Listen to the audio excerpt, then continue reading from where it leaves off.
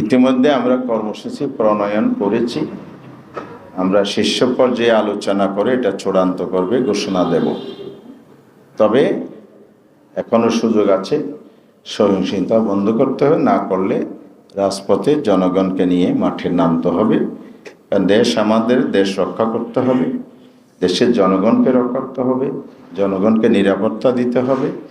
জনস্বার্থে আমাদেরকে অবশ্যই রাজনৈতিকভাবে এটা মোকাবেলা করতে হবে। সংসদ নির্বাচন অনুষ্ঠিত হয়েছে। এই নির্বাচন নিয়ে গতকাল 11 দলের শীর্ষ নেতৃবৃন্দের বৈঠক হয়েছে। সে বৈঠক থেকে এসেই আমির জামাত ডাক্তার শফিকুর রহমান, আল্লামা মামুনুল হক, এনসিবির আহ্বায়ক নাহিদুল ইসলাম আর অন্যান্য নেতৃবৃন্দ ছিলেন। 11 দলের একটা ব্রিফিং হয়েছে। সেখানে নির্বাচন উত্তর যে প্রতিক্রিয়া আগের দিন করলো, গতকালটাই অনেকটা বিস্তারিত হয়েছে। এই 11 দলের একটা লিয়াজু কমিটি আছে। এই লিয়াজু কমিটির আজকে মিটিং ছিল।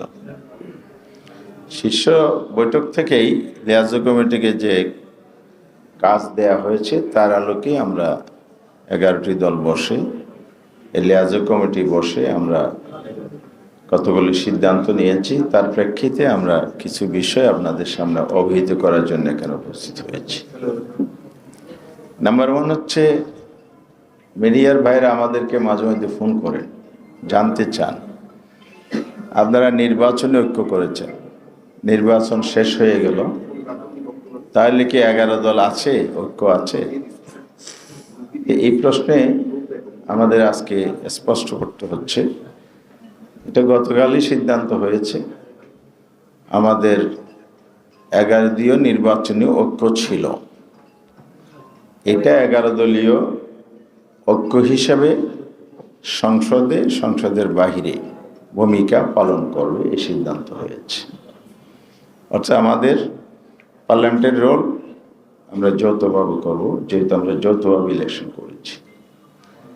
দেশের সামগ্রিক রাজনৈতিক প্রেক্ষাপটে যখন যে ভূমিকা রাখা উচিত, দেশের স্বার্থে, জনস্বার্থে, জাতির স্বার্থে, আমরা সে ভূমিকা একসাথেই পালন করব, এই সিদ্ধান্ত হয়েছে।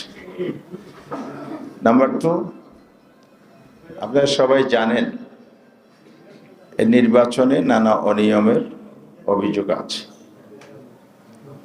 এই নির্বাচনের ইলেকশন ইঞ্জিনিয়ারিং প্রশ্ন উঠেছে। এই নির্বাচনে ফলাফল কারচুপির কথা উঠেছে, যেগুলো ডকুমেন্টারি অনেক কিছু প্রুফ হচ্ছে। সেখানে আমরা লিগ্যাল প্রসেস প্রক্রিয়া অবলম্বন করব। আরপি অনুযায়ী যে প্রসেস আছে সে অনুযায়ী আমরা যেসব আসনে কারচুপি হয়েছে, এভিডেন্স আছে, স্বল্প ব্যবধানে হারানো হয়েছে বা ফলাফলের ব্যবধান দেখানো হয়েছে জয় পরাজয়ের ক্ষেত্রে, সে আসনগুলো চিহ্নিত করে স্ব আসন থেকে পুনর্গণনা, রিকাউন্টিংয়ের জন্য আবেদন হয়েছে। সেখানে আমরা বলেছিলাম গেজেট প্রকাশের পূর্বে সে আসনগুলোর আবেদন গ্রহণ করে ফলাফল স্থগিত রেখে পুনর্গঠনার গণনার ব্যবস্থা করা হোক। ইলেকশন কমিশন যেটা করেছে, 12 তারিখ ইলেকশন হয়ে গেল, 13 তারিখ গভীর রাতে গেজেট প্রকাশ করা হয়েছে, একেবারে তড়িগড়ি করে। যে কারণে অনেকে আবেদন করার সুযোগ পেয়েছে, অনেকে পান নাই। কারণ নির্বাচনী মাঠ থেকে ঢাকায় এসে এটা করতে হয়েছে। এসিস্ট্যান্ট রিটার্নিং অফিসার কাছে তারা গিয়েছিলেন, কিন্তু তারা এটা ইসিতে করার জন্য পরামর্শ দেয়া, সেখান থেকে ফিরে এসে অনেকে আজকে গিয়েছিলেন, কিন্তু সেখানে এগুলো অ্যাকসেপ্ট করে নাই। গেজেট প্রকাশ হয়ে গেছে এই মর্মে একটি জবাব দিয়েছেন। তাহলে যারা সুযোগটা পেলেন না, তাহলে তারা তাদের অধিকার বঞ্চিত হয়েছেন। যদি তড়িঘড়ি না করে স্বাভাবিক প্রক্রিয়ায় হতো, তাহলে এই অভিযোগগুলো আইন অনুযায়ী সাবমিট করার সুযোগ ছিল। তবে ট্রাইব্যুনাল করার সুযোগ নিতে হবে। গেজেট যেহেতু হয়ে গেছে, রিকাউন্টিংয়ের সুযোগ নাই, আমরা সেই পথে হাঁটবো এবং পর্যায়ক্রমে হাইকোর্টে রিট করার প্রভিশন আছে, এগুলোকে আমরা কাজে লাগাবো। সেই পথে আমরা আগাচ্ছি। নামাচ্ছি দ্বিতীয় যে বিষয়টা আমরা আপনাদের সামনে তুলে ধরতে চাই, সেটা হচ্ছে আমাদের ইলেকশন শুধু ত্রয়োদশ সংসদ নির্বাচন নয়, এই নির্বাচনে রেফারেন্ডাম ছিল। জুলাই সনদের সাংবিধানিক একটা রেফারেন্ডাম, এটি জুলাই সনদ বাস্তবায়নের জন্য এই রেফারেন্ডাম একই দিনে হয়েছে। এ বিষয়ে আমাদের বক্তব্য একেবারে সুস্পষ্ট। 4টি কোয়েশ্চেন এখানে আছে, যে 4টি কোয়েশ্চেনের উপর রেফারেন্ডামের হ্যাঁ ভোট বিজয়ের প্রেক্ষিতে দ্বিতীয় কোয়েশ্চেন যেটা আছে, উচ্চ কক্ষে প্রাপ্ত ভোটের ভিত্তিতে 100 জন সদস্য প্রত্যেক দল তার দল থেকে প্রপোর্শনেট এটা আসন পাবেন। এখানে কোনো দলে যদি নোট অফ ডিসেন্ট থাকে, আসন ভিত্তিতে তারা করবেন, এটা সুযোগ নাই। আমাদের জনগণ এটা রিজেক্ট করে দিয়েছে। না জয়যুক্ত হলে এটা সুযোগ ছিল। হ্যাঁ যেহেতু জয়যুক্ত হয়েছে, তাহলে জনগণই এইসব নোট অফ ডিসেন্টকে নাকচ করে দিয়েছে। ফলে প্রপোর্শনেট প্রাপ্ত ভোটের ভিত্তিতে 100 আসন নির্ধারিত হবে, এটাই এখন ভ্যালিড, জনগণ অ্যাকসেপ্ট করে নিয়েছে। এই জন্য আমরা এটা নিয়ে ধূম্রজাল সৃষ্টি করার সুযোগ নাই, বিভ্রান্তি ছড়ানোর কোনো সুযোগ নাই। অবশ্যই এ ব্যাপারে যেন সংশ্লিষ্ট কর্তৃপক্ষ কঠোর পদক্ষেপ নেয়। পার্লামেন্ট যখন বসবে, 180 দিনের মধ্যে যে জুলাই সনদ পর্যায়ক্রমে বাস্তবায়নের কথা সেখানে উল্লেখ আছে, সেই অনুযায়ী উচ্চকক্ষ গঠনের ক্ষেত্রে যেন প্রফেশনাল রিপ্রেজেন্টেশনটা এনশিওর করা হয়। এটা জনগণের দাবি। যে জনগণকে সামনে রেখে রাজনীতি, যে জনগণের ভোটের রেফারেন্ডাম অনুমোদন পাস, যে জনগণের ভোটে পার্লামেন্ট গঠিত, সেই পার্লামেন্ট জনমতের বিরুদ্ধে অবস্থান নিতে পারে না। এটা যদি হয়, তাহলে সংস্কারের রিফিউজ করা হয়ে যায়। সেটা যেন কোনোভাবে না ঘটে, আমরা সুস্পষ্টভাবে দাবি পুনর্ব্যক্ত করছি।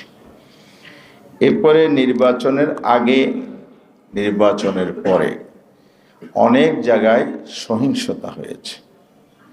নারীদের উপর যারা 11 দল পক্ষে কাজ করেছে আক্রমণ করা হয়েছে। কারণ এই নির্বাচনে নারীদের অংশগ্রহণ, উচ্ছ্বাস, 11 দল পক্ষে সমর্থন ব্যাপকভাবে লক্ষণীয় ছিল। নারী সমাজকে তারা টার্গেট করেছে। আমার নির্বাচন এলাকায় আজকেও প্রাপ্ত খবর অনুযায়ী কুতুবদিয়া, মহেশখালী, এ পর্যন্ত 3 জন নারীকে আঘাত করা হয়েছে। গতকালও একজন মাথা ফেটে দেওয়া হয়েছে। এরপরে 3 জন হসপিটালে আছে আরও। এরপরে বিভিন্ন আসনে এরকম ঘটনাবলী আছে। যদি আপনারা জানতে চান, পত্রপত্রিকা বিভিন্ন মিডিয়াতে এগুলো আসতেছে, আমরা সবিস্তারে প্রতিবেদন দাখিল করতে পারব। এভাবে যদি চলতে থাকে, তাহলে দেশে তাহলে আবার নৈরাজ্যকর পরিবেশ সৃষ্টি করতে চায় কিনা, এটা জনগণের প্রশ্ন তৈরি হচ্ছে। আমরা তো জুলাই অভ্যুত্থান, রক্তাক্ত অভ্যুত্থান করেছি একটি সুন্দর দেশ গঠনের জন্য। আগামীর বাংলাদেশ হবে সহিংসতা, সন্ত্রাসমুক্ত একটি বাংলাদেশ, গণতান্ত্রিক বাংলাদেশ, একটি সৌহার্দ্যপূর্ণ সমাজ, সুন্দর সমাজ গড়ে উঠবে। এই প্রত্যাশা নিয়েই তো আমরা জুলাই বিপ্লবে সবাই শরিক ছিলাম। এই নির্বাচনে জুলাইয়ের যে ঐক্যমত কমিশনের সর্বত্র আমরা কমিটমেন্ট দিয়েছি। যে পুরনো দাসের সেই অন্ধকার যুগের রাজনীতিকে যদি আমরা পলিটিক্যাল এই কালচার থেকে, অপকালচার থেকে যদি আমরা বেরিয়ে না আসতে পারি, তাহলে এই নির্বাচন পরবর্তীতে দেশ গড়ার অঙ্গীকার একটা অর্থহীন হয়ে দাঁড়াবে। সেটা আমরা স্পষ্ট করে বলতে চাই। যারা সংখ্যাগরিষ্ঠ আসনে বিজয়ী হয়েছেন, তাদের দায়িত্ব অনেক বেশি। তারা যেন দায়িত্বশীল ভূমিকা পালন করেন তাদের দলীয় কমান্ড নির্দেশ প্রয়োগ করে যেসব কার্যক্রম সারা দেশে হচ্ছে, মানুষের আঘাত আক্রমণ হচ্ছে, অগণতান্ত্রিক ফেসিবাদী আচরণ হচ্ছে, এগুলো দ্রুত পদক্ষেপ নিয়ে আপনাদের বন্ধ করা উচিত বলে আমরা মনে করি। যদি এভাবে চলতে থাকে, গতকাল 11 দলের শীর্ষ নেতৃবৃন্দের ব্রিফিংয়ে এটা স্পষ্ট বলা হয়েছে, আমরা রাজনৈতিক কর্মসূচির দিকে যেতে বাধ্য হব। আমরা এটা পুনর্ব্যক্ত করছি, আপনারা আমাদেরকে বাধ্য করবেন না। ইতিমধ্যে আমরা কর্মসূচি প্রণয়ন করেছি, আমরা শীর্ষ পর্যায়ে আলোচনা করে এটা চূড়ান্ত করবে ঘোষণা দেব। তবে এখনো সুযোগ আছে, সহিংসতা বন্ধ করতে হবে, না করলে রাজপথে জনগণকে নিয়ে মাঠে নামতে হবে। কারণ দেশ আমাদের, দেশ রক্ষা করতে হবে, দেশের জনগণকে রক্ষা করতে হবে, জনগণকে নিরাপত্তা দিতে হবে।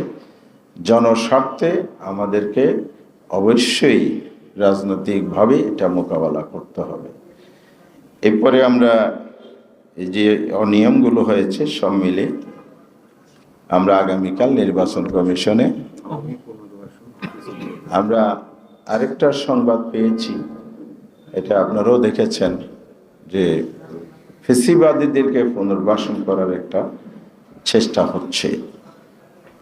যেমন পঞ্চগড়ে আওয়ামী লীগের অফিস উদ্বোধন করছে বিএনপির এক নেতা, এরপরে মুন্সিগঞ্জ জায়গায় ঘটনা ঘটেছে, বিভিন্ন জায়গায় ঘটতেছে।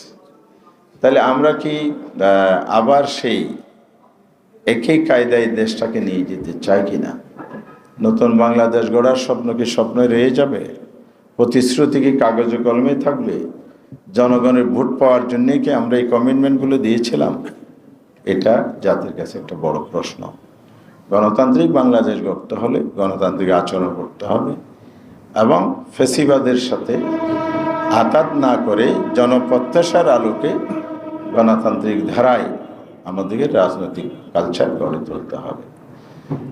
আর নির্বাচনের নানা বিষয় সহ, যেমন 30-এর অধিক আসন যেখানে কারচুপির সুস্পষ্ট আমাদের কাছে বিষয়গুলো আছে, সেগুলো নিয়ে আমরা নির্বাচন কমিশনের সাথে আগামীকাল ওনারা 11:30 টাইম দিয়েছেন, সেখানে আমরা আরও বিস্তারিত তুলে ধরব। সেটা তখন আপনারা আরও বিস্তারিত জানতে পারবেন। আজকে এতটুকুর মধ্যে আমরা শেষ করতে চাই। আপনাদের সবাইকে ধন্যবাদ।